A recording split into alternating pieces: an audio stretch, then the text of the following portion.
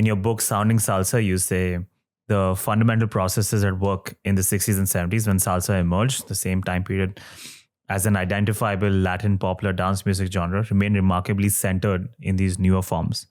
As such, at the core of salsa music making and performance lie the tensions involved in the dynamics of intercultural exchange, so fundamental to the cultural milieu of New York City, and more recently throughout the globalized salsa communities, where diverse people collide and collude in their navigations of their everyday lives.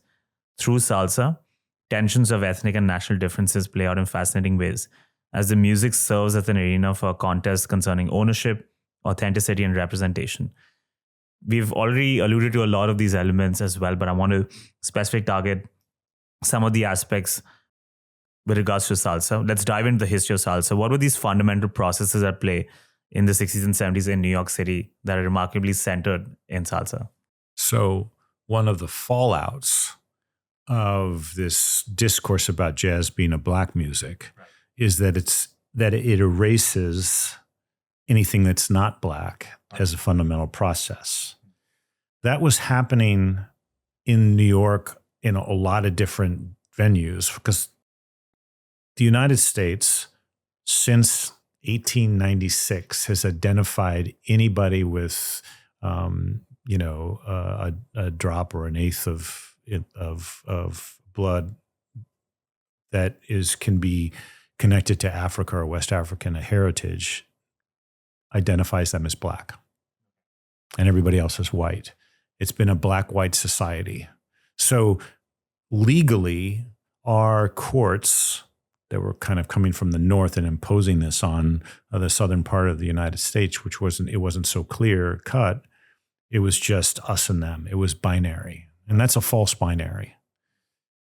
When the discourse of around the civil rights movements really gets heated up in this country, it remained a black-white problem. There were coloreds and there were whites, and there were separate bathrooms and there were separate restaurants and hotels. That distinction, it was just a binary. But folks coming from the Caribbean, from Latin America, they didn't identify with either. Where was the space for them? New Orleans had a huge Creole class, a mixed race class. Where did they go? Well, as soon as they passed those laws, they were all black all of a sudden. And so this erases diversity. It erases the richness. And so how people respond to that erasure is really interesting. And salsa is a great example of that, where there had always been Caribbean dance music happening, especially from the beginnings of this country. There were these big crazes, the tango craze, the rumba craze, the conga craze, and then in the middle of the 20th century, the mambo craze and cha-cha. But one of the reasons that mambo and cha-cha was so popular is not only was it popular amongst folks that had Caribbean heritage and Latin American heritage, but it was very popular amongst African American communities and black communities. So it was this really mixed thing that was happening. But in the 70s, that space was getting erased. And that booking, marketing, clubs started to self-segregate, and there were enough of a population and demand for Caribbean dance styles that actually like an entire separate industry starts to form that doesn't need white audiences, doesn't need black audiences. They are self-sufficient in and of themselves, and salsa is that iteration, that first music that comes about that starts to turn inward, where it was the response to the Puerto Rican communities to Malcolm X was to create an activist community called the Young Lords, and they were pushing for embracing your heritage and your cultural pride and asserting that publicly. It's the same kind of thing that happened with the Sound of Freedom in New Orleans with the jazz musicians asserting their pride outwardly.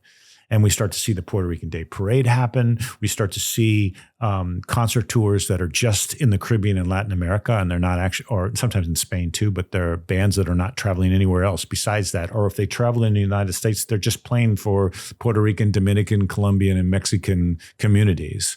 And salsa lyrics started to change to talking about the experience of coming from Puerto Rico and living here, or facing difficulties living in El Barrio or Spanish Harlem and things like that. So that music gets marked as asserting the cultural pride of a specific community, and eventually gets popularized and becomes transnational in very similar ways that jazz did, where you have local iterations of salsa bands playing all over Latin America and the Caribbean.